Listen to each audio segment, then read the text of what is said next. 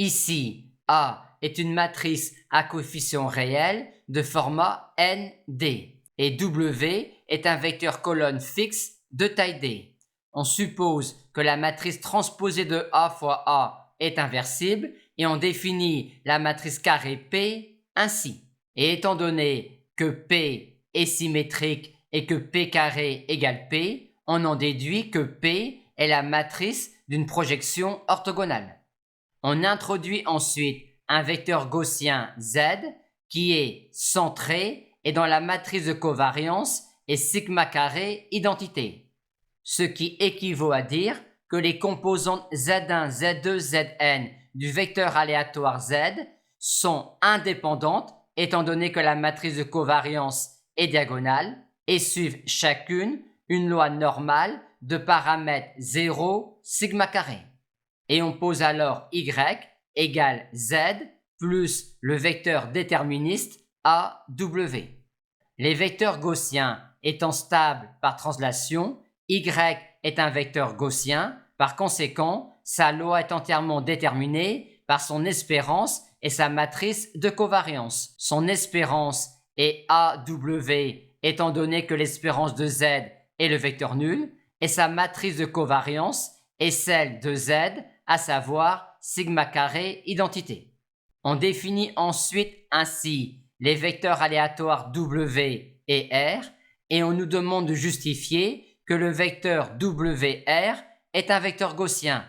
C'est évident étant donné que ce vecteur-là est l'image du vecteur gaussien Y par une transformation affine.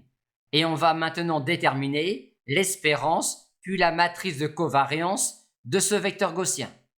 L'espérance de ce vecteur aléatoire-là s'obtient en appliquant cette matrice-là à l'espérance de Y, ce qui nous donne, après calcul, ce vecteur-là.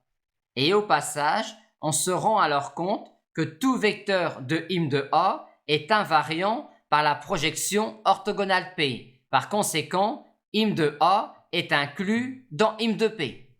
Et la réciproque est évidente, vu l'écriture de P. Par conséquent, P est la projection orthogonale sur im de A.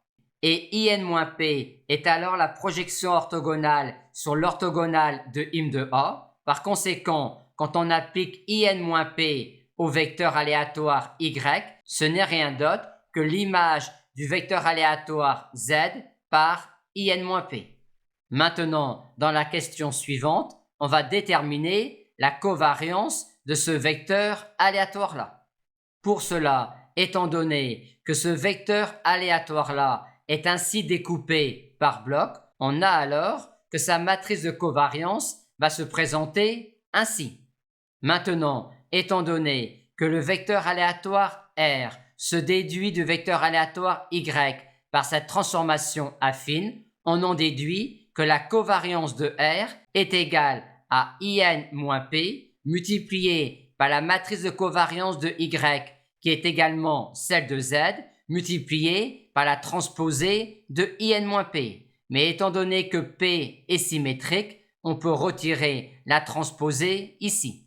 Et on obtient bien alors, vu que in-P est également une projection orthogonale, et vu que la matrice de covariance de Z est celle-là, le résultat souhaité, à savoir sigma 2 multiplié par in-P. On raisonne de même pour obtenir la covariance de W, et on obtient bien alors le résultat souhaité. Maintenant, pour la covariance du couple WR, cette matrice-là va sortir à gauche de la covariance et cette matrice-là va sortir à droite de la covariance avec une transposée, c'est-à-dire cette matrice-là est égale à celle-là. Et ici, pour les mêmes raisons que précédemment, on peut enlever la transposée et en remplaçant ensuite la covariance de Y par sa valeur et P par sa valeur, on obtient bien alors ici la matrice nulle. On a donc bien obtenu le résultat souhaité étant donné que cette matrice-là est la transposée de celle-là.